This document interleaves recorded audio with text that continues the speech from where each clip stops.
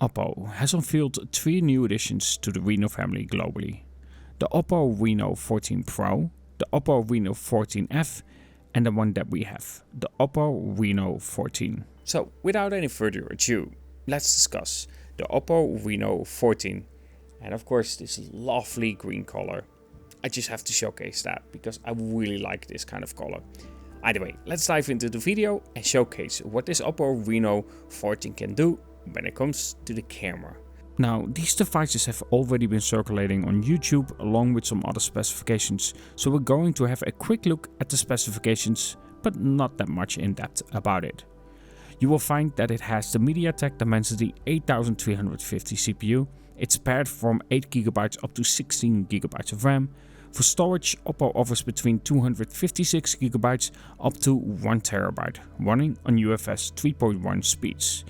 And of course it has an IP68-69 rating and a display of 6.59 inches. It's an AMOLED display and of course it runs at 120Hz. Now when it comes to the specifications of the camera, I cannot find the sensor size for the main sensor and the telephoto. If I do find it, I will add it as text. But when we talk about the primary camera, we have a 50 megapixel sensor with an f-stop of 1.8 and interesting enough, we get a 26mm equivalent focal length instead of like the 23 or 24. For the telephoto, we have another 50 megapixel sensor with an f-stop of 2.8 and 80mm equivalent in terms of focal length. But then naturally we also have to talk about the ultra wide. It's an 8 megapixel sensor with an f-stop of 2.2 and 50mm equivalent and a rather modest 1/4 inch sensor size. Honestly, it isn't that great. And while it's Oppo, remember this isn't their flagship, so we won't find any Hasselblad collaboration here. That being said, the question remains, how does it actually perform when it comes to the camera? So let's take a trip to Paard van Marken in the Netherlands for some daytime photography and of course point of view photography. And let's talk about my findings when it comes to this Oppo Reno 14. So the plan is simple today. Try to showcase a little bit of a different location. The downsides today is as well, there it looks fine. Just behind me, the wind is picking up. Hopefully you can hear it properly. And I feel like it's going to rain. I can smell the rain coming. I'm not dressed for that. Anyway, it's starting to thunder now. Oh, this is gonna be great. It could create a really cool shot though, really dramatic. Yeah, this is not ideal. It's really starting to rain, thunder, everything. Picked a great day for this, didn't I? Now this is a setup I really like, so we're gonna try to get that with, of course, my Oppo 35 probably is best. Just have that tree there on the left side and then the clouds. I like that. I'm gonna get red, really red.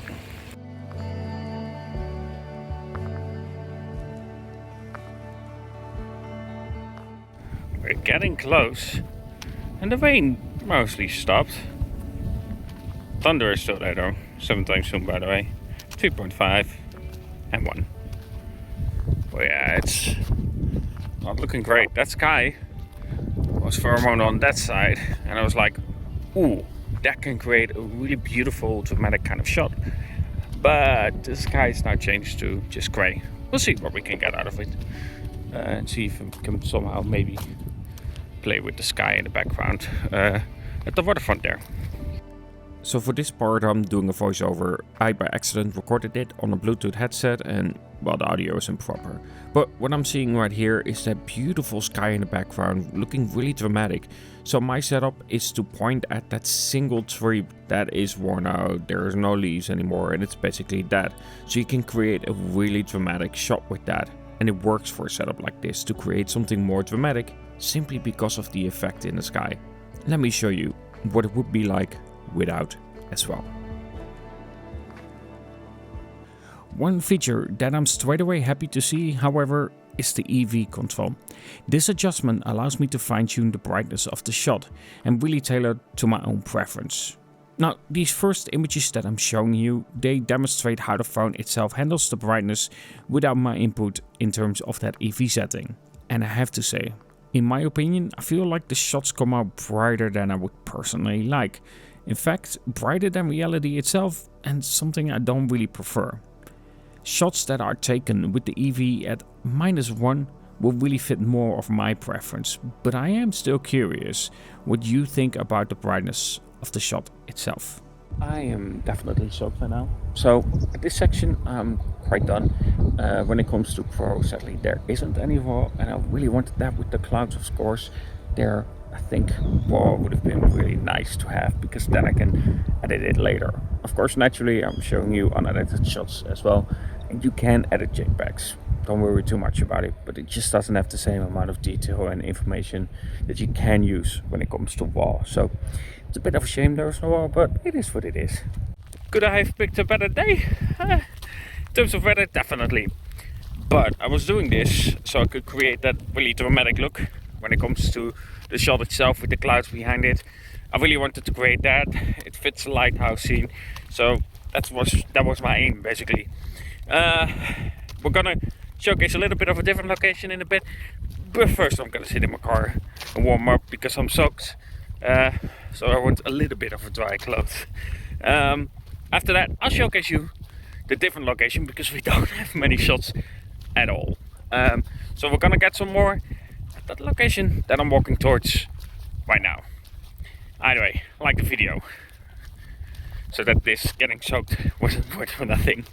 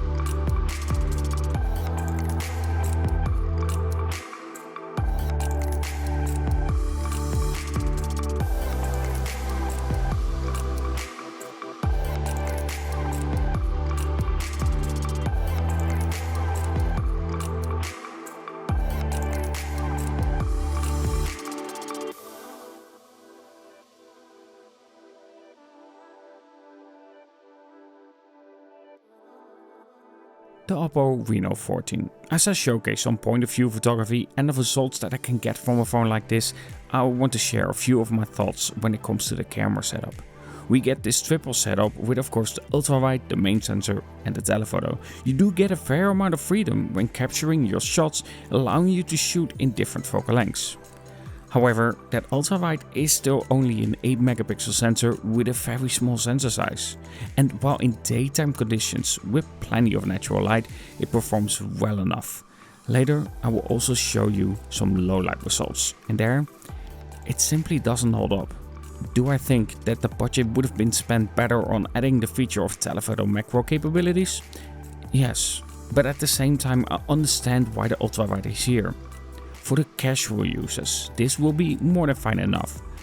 But if you are someone who wants to elevate your photography with a phone, and if you do love shooting your ultra-wide shots, this sensor most of the time just isn't strong enough to support that vision. Now, because of the very changing weather, I also want to shoot it with some normal clouds. As you can see, it's changed a lot. So we're gonna shoot the same shot beginning again.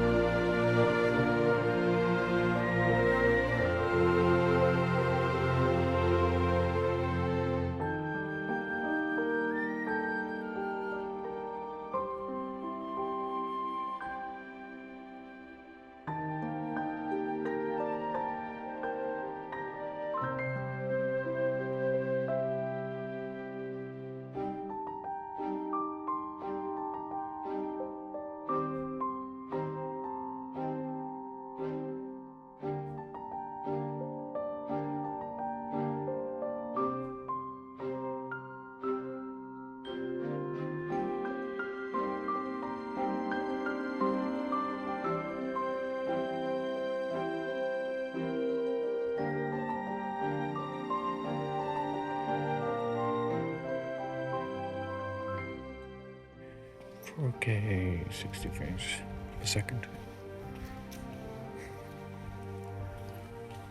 Quite extreme low light. I can switch to the telephoto, which is at 3.5 times. Technically I can go 7, but that's all digital, and in low light that makes no sense.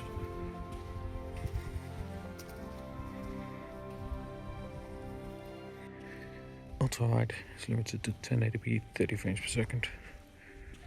This also means if I'm recording in this, I can switch to different focal lengths.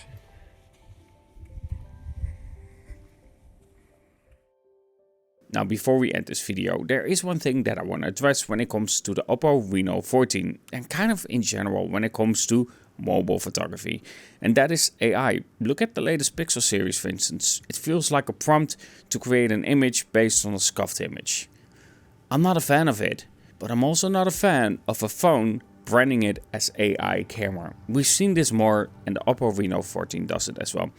And this trend, for me, can die really soon, because I'm not a fan of it. AI and art shouldn't belong together, and yes, I do believe photography is a style of art. Sure, it's not the same as painting like Jolly does, or for instance music or something like that. I feel like it's a little bit different. But when it comes to photography, AI does not belong together with photography. It doesn't belong at all. And I feel like you shouldn't be proud of having AI camera written on the back of it. I know this is a little gripe, and I feel like I probably shouldn't worry about it as much, but I still feel like that's a wrong path to take, especially with what we are seeing with, for instance, the Pixel series. That's going to be something where the casual user is like, whoa, look at that picture I took. No, you didn't take that picture. The phone enhanced the image via AI and pretty much replaced the entire thing based on a really poor image, because the camera hardware just isn't good enough to capture something like a proper 100 times zoom. And the amount of defensing that I'm seeing from that clearly states that a lot of people just don't care, even though they really cared when Samsung did that AI moon replacement. Now all of a sudden, replacing the entire image is perfectly fine. Either way, that out of the way, what do I think about the Oppo Reno 14? I think by default, like stated, this is too bright when it comes to the pictures itself. I feel like there it loses some of that capability where I really want that look to look like a bit more dramatic, a bit darker, but that's my own preference, and preference really matters.